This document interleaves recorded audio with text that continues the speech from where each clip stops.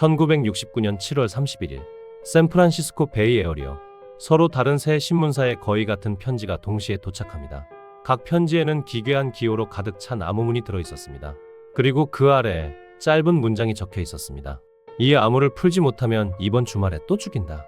편지에는 이름이 없었습니다. 하지만 숫자는 있었습니다. 살인 횟수, 피해자 수, 그리고 앞으로 더 늘어날 숫자. 범인은 자신을 소개하지 않았습니다. 대신 기록을 남겼습니다. 이 시점에서 수사관들은 이미 직감합니다. 이건 도주하는 범죄자가 아니라 관객을 원하는 범죄자라는 것을. 하지만 이 편지가 오기 전 이미 사건은 시작되어 있었습니다. 1968년 12월 20일 밤 캘리포니아 베니시아 외곽. 데이비드 패러데이와 베티 루젠슨. 둘은 단순히 차 안에서 시간을 보내고 있었습니다. 이때 뒤에서 차 한 대가 다가옵니다. 헤드라이트가 꺼졌다가 다시 켜집니다. 이 장면에서 예측되는 것은 이 순간 범인은 이미 결정을 끝냈을 것이다.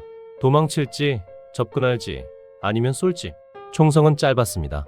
경고도 없었고 말도 없었습니다. 데이비드는 그 자리에서 사망했고 베티는 도망쳤지만 얼마 가지 못했습니다. 이 사건에는 목격자도 범인의 얼굴도 없었습니다. 그저 기록만 남았습니다. 그리고 그 기록은 나중에 도착한 편지 속 숫자와 정확히 일치합니다. 왜 범인은 즉시 편지를 보내지 않았을까? 왜 몇 달을 기다린 뒤 한꺼번에 자신을 드러냈을까? 수사관들은 이 침묵이 우연이 아니라고 판단합니다. 범인은 이 사건이 하나의 이야기로 묶이길 기다리고 있었던 겁니다. 1969년 7월 4일 밤 블루 록 스프링스 공원. 다를린 페린과 마이클 매지오. 불꽃놀이가 끝난 뒤 차 안에서 쉬고 있던 두 사람 앞에 다시 차량이 멈춰섭니다. 이번엔 총을 쏘고 떠났다가 다시 돌아옵니다. 이 선택은 충동이 아니라 확신에 가깝습니다. 이번엔 한 명이 살아남습니다. 마이클 매지오는 병원 침대에서 희미한 의식 속에서 말합니다. 그는 아무 말도 하지 않았어요. 이 증언은 조디악 사건 전체를 관통하는 이상한 특징이 됩니다. 범인은 말하지 않습니다. 대신 나중에 씁니다. 이 두 사건이 하나의 숫자로 묶인 순간 범인은 드디어 신문사에 편지를 보냅니다. 자신을 조디악이라 부르며 이때부터 살인은 사건이 아니라 연재가 됩니다. 그리고 독자는 전국이 됩니다. 조디악은 살인으로 끝나지 않았습니다. 그는 반드시 다음 단계를 준비했습니다. 암호는 메시지가 아니었다. 신문사에 도착한 암호는 단순한 퍼즐이 아니었습니다. 408개의 기호. 무작위처럼 보이지만 완전히 무작위는 아니었습니다. 경찰은 처음에 이 암호가 범인의 정체를 밝힐 것이라 기대했습니다. 하지만 이 기대는 처음부터 어긋나 있었습니다. 놀랍게도 이 암호를 처음 푼 사람은 경찰이 아니었습니다. 도널드와 베티 하든 부부, 평범한 교사였습니다. 그들이 풀어낸 문장은 이랬습니다. 사람을 죽이는 것이 너무 재미있다. 사냥보다 더 재미있다. 이 문장을 본 순간 수사관들은 깨닫습니다. 이 암호는 정보 전달이 아니라 우월감의 선언이었다는 것을. 하지만 조디악은 만족하지 않았습니다. 암호가 풀렸는데도 그는 다시 편지를 보냅니다. 이번엔 불만을 담아서 경찰은 나를 잡을 수 없다. 그리고 새로운 숫자를 적어 넣습니다. 살인 횟수는 늘어나 있었습니다.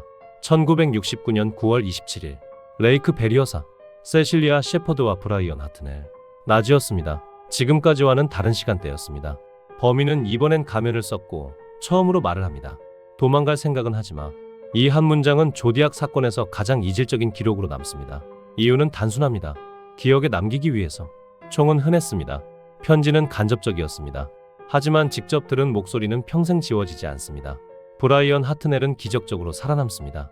그는 범인의 목소리를 기억합니다. 차분했고 급하지 않았고 연습된 듯 했습니다. 이 증언은 조디악을 더 불쾌한 존재로 만듭니다. 그는 패닉 상태가 아니었습니다. 1969년 10월 11일 샌프란시스코. 택시 기사 폴 스타인. 이번엔 도심 한복판이었습니다. 범인은 차에서 내려 천천히 걸어갑니다. 그리고 택시 일부를 찢어 가져갑니다. 이 행동은 하나의 메시지였습니다. 나는 아직 여기에 있다. 이 사건 후 조디악은 다시 편지를 보냅니다. 이번엔 택시 기사 셔츠 조각을 동봉합니다. 경찰보다 먼저 자신이 범인임을 증명한 겁니다. 이 시점에서 조디악은 더 이상 익명의 범죄자가 아닙니다. 도시와 대화하는 존재가 됩니다. 이후 도착한 암호들은 점점 더 풀기 어려워집니다. 정보는 줄고 과시는 늘어납니다. 수사관들은 이 변화를 이렇게 해석합니다. 범인은 잡히지 않는다는 확신을 얻고 있었다는 것. 조디악은 계속 편지를 보냈지만 어느 순간부터 살인은 멈춥니다. 이 변화가 우연이었는지 아니면 실패의 신호였는지 수사는 이 지점에서 가장 치열해집니다. 그날 밤 순찰차는 바로 뒤에 있었다. 1969년 10월 11일 밤 폴 스타인이 살해된 직후 목격자들은 범인을 백인 남성으로 잘못 전달했고 그 정보는 경찰 무전으로 퍼집니다. 그 결과 현장을 벗어나던 조디악은 경찰과 눈을 마주친 채 지나쳐 갑니다. 그는 멈춰 세워지지 않았습니다. 조디악은 자신이 완벽했다고 믿었지만 그날 밤 남긴 흔적은 많았습니다. 피 묻은 손, 찢어진 셔츠, 목격자의 얼굴 기억. 이 모든 것이 연결될 수 있는 순간이었습니다. 하지만 결정적인 한 조각이 끝내 맞춰지지 않습니다. 수사 기록에는 수십 명의 이름이 남아 있습니다.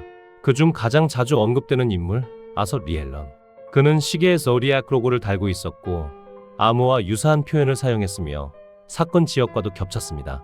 하지만 모든 정황은 증거가 되지 못했습니다. 여기서 수사 방향은 갈라집니다. 한쪽은 말합니다. 그는 이미 충분한 공포를 만들었다고. 다른 쪽은 말합니다. 그는 자신의 통제가 흔들리는 걸 느꼈다고. 편지의 문체는 바뀌었고 과시는 늘었지만 확신은 줄어들었습니다. 1974년 조디악은 마지막으로 신문사에 편지를 보냅니다. 짧고 조급하며 이전과 다릅니다. 그 안에는 숫자도 위협도 분명하지 않았습니다. 마치 이미 끝났다는 듯. 조디악은 체포되지 않았고 자백하지도 않았습니다. 그는 기록에서 사라졌습니다. 하지만 그가 남긴 방식은 지금도 반복됩니다. 범죄를 사건이 아니라 서사로 만드는 방식. 조디악은 사라졌지만 잡힌 적은 없습니다. 그날 밤 경찰이 한 발만 더 빨랐다면, 목격자의 설명이 조금만 달랐다면 우리는 전혀 다른 결말을 보고 있었을지도 모릅니다. 그는 정말 사라진 걸까요? 아니면 단지 말을 멈췄을 뿐일까요? 사람이 남긴 것은 결국 범죄가 아니라 기록이었습니다. 숨바꼭질 기록관이었습니다.